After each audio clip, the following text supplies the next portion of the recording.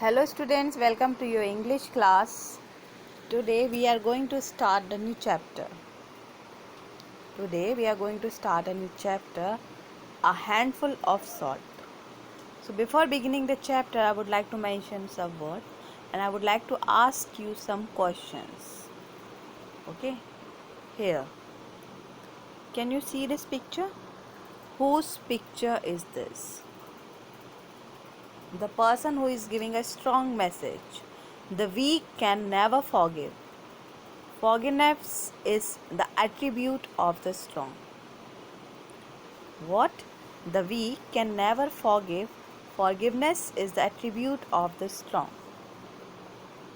So I know that you have recognized Mahatma Gandhi, to whom we call the father of the nation. Am I right or not? Can anyone tell me a story about him? I told you that we called him the father of the nation. But why we called him the father of the nation? What is the reason behind it? Think it, write it, and then send your answers to me. Okay? One more question you add for the answers. When did India become independent? Which methods were used to gain independence? Okay? Which method were used to gain independence? Now moving next. Here you can see this picture. It reminds you something. Again here it reminds you something about the father of the nation, Mahatma Gandhi. See, a leader, and everyone is just behind them. Behind, following. See here, he is leading the whole India. Okay, and in the picture he is leading the whole India, and it has been proven by his efforts, by his struggle of non-violence to get the India independent. So now you are having an idea what the chapter is about. Here you can see this picture, a handful of salt. Here he is marching towards Gujarat, Dandi, to break the law of salt. And so he did. Next, we are going to read in the chapter. Before reading the chapter, I would like to give you a brief introduction of the writer also. Here she is. She is Subhadra Sen Gupta. She is known to bring historical characters and places to life through her stories for children. Many of her children's books are historical fiction. She also writes travel stories, detective and ghost stories, as well as comic strips. 3 of her books, A Clown for Tenali Rama, Jodha Bhai, and 12 O'Clock Ghost Stories, have won the White Raven Award at the Bologna Children's Book Fair. She is also the recipient of the Sahitya Academy Bal Sahitya Puraskar for her contribution to children's literature in English. See how much work she did. And you want to see the picture of Subhadra Sen? So here it is, the picture of Subhadra Sen Gupta. Okay, she is Subhadra Sen Gupta. Moving to the chapter. Now we are going to start. Keep the message in your mind. Mahatma Gandhi. Okay. A handful of salt. A thin 61-year-old Mahatma, armed with nothing but a walking stick, marches to the sea with a crowd of followers. Read what fascinates 2 young boys in a small village in Gujarat as they wait for Vapu. What is the age of the Mahatma Gandhi here? 61-year-old. Thin and armed with nothing, having nothing. He was only having a walking stick, and he was marching towards sea, followed by a crowd. Okay, and then what happened, you will come to know in the chapter. It is the event of two boys, that you are going to read. Dhani and Gokul climbed up the tallest peepal tree. It was the best spot for a long distance view. They could see the rough village track for miles as it sneaked away beyond a huddle of mud thatched huts to run along the Savarmati river. This morning the river lay glistening in the early morning light. No one knew when the procession would come, so the two boys had come prepared for a long wait. They were carrying a small cloth bundle of chapatis and a couple of bananas. Snaked away, stretched ahead in long twisting cups. So two boys are here, Dhani and Gokul. They were on the tallest peepal tree, and they thought that it is the finest place for them. Okay, and they could see rough village track for miles. They were waiting for a crowd. They were waiting for a crowd who was they who were moving ahead towards Savarmati. Okay, and what they can see mud thatched huts. This morning the river lay glistening, shining in the early morning light. It was shining during the morning time. They were waiting for a crowd. Okay, and they were prepared as they knew that it will take time. So they were having food with them. What were they having? They were having chapatis and couple of bananas. They were having no lunch box at that time, so they were carrying a small cloth bundle. They were having their food, their lunch, their brunch, their dinner or breakfast, whatever you call, they were having in a small cloth bundle. Now next, Dhani turned to his friend and asked, "How will we know when Bapu is coming? Will there be someone beating a drum, singing and dancing?" Means if they are waiting for something, then there should be some sign that how they come to know that the Bapu is coming. Bapu? Who is Bapu here? Bapu is Mahatma Gandhi. We called him Bapu lovingly. Now he is asking to his friend, how we come to know? Is there will be any sign or signal that someone will dance, sing, or the beating of the drum will be done? Gokul grinned and shook his head. What do you think this is? A Nautanki show? See what the answer he has given. What do you think? Is it a Nautanki show? What do you think? You don't have any idea. The village had been talking of nothing else but the march for days. The village means the people who are living in the village. The villagers are talking only about this march. From what I can understand, Gokul began, Bapu will go to the seaside and make salt. Yeah, means whatever they are talking about, he come to the conclusion, or he concluded that Bapu will come and go to seaside to make salt. Salt? Why salt? Dhani asked. Astonished. Astonished? Surprised. Burning English goods, wearing khadi, that made sense. Why walk for days and days and then instead of a big and exciting bonfire of foreign goods, make salt? See, 3 moments are mentioned here. Salt? Why salt? Means why he was really shocked to know that why he is coming here to make salt. He was surprised, astonished. Burning English goods, wearing khadi. Two things relate to each other.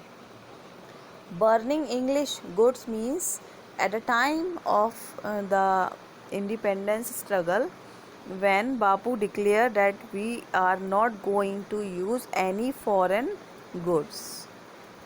In Hindi, you call it Swadeshi Apnao. Okay, he emphasized to use only the things that are manufactured in India only. So he asked all the person to just boycott the foreign things. People gathered and they burnt everything off, like everything, like the clothes mainly. And then he himself, Bapu himself, made khadi and the fabric, and then he wear that. Then he wore that.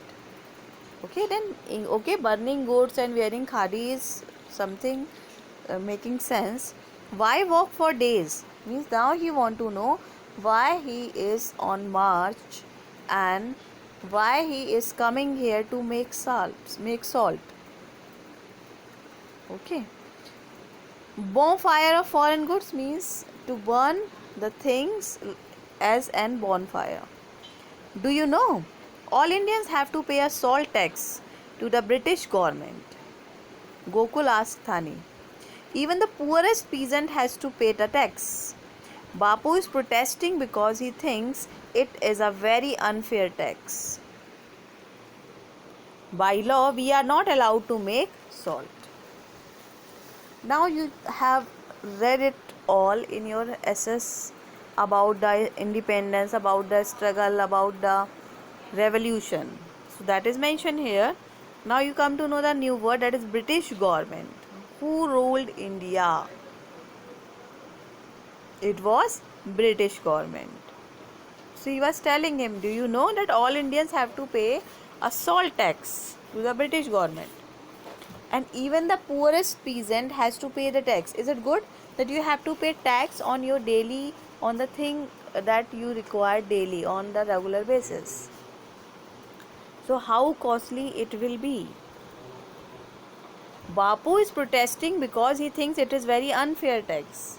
So this march is a protest to show the concern for Indians and also to tell the Britishers that this is unfair to apply to impose tax on salt as it requires in daily uses. But by law we are not allowed to make salt. Okay, now moving to the next page. We have to buy it from the government. Here see the picture. The two boys are waiting on the branch of the tree and there is a crowd. We have to buy it from the government. Moving to the next. So he will defy the law and make salt himself. People all over the country will break the law at the same time by making salt. So he is here to break the law, and by doing this thing he will allow the all to be with him. People all over the country will break the law at the same time by making salt. Wah! Dhani grinned. Wah! He's clever, isn't he? Our Bapu. He's clever. Clever means sharp-minded. Isn't he? Our Bapu. He's showing his concern. He's happy. The two of them leaned back against the friendly trunk of the tree. The leaves and branches shivered and a soft breeze made Dhani sleepy. Any idea when they will be here? He yawned. Now it's fine day and they were waiting here leaning on the branch, and now as a cool breeze is blowing, so the Dhani felt sleepy and he asked any idea about the timings of their arrival. He yawned means he is about to sleep. Bapu said they plan to start early this morning. Usually it is only a few hours walk from Sabarmati ashram. Dhani should be here any time now, Dhani said excitedly. Then Dhani told that Bapu told that they have planned to start early in the morning. Usually it took few hours and they just will be here on time. They squinted early down the road and together yelled,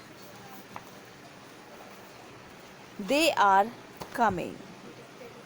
They are coming!" The procession looked like a moving white stream flowing towards them.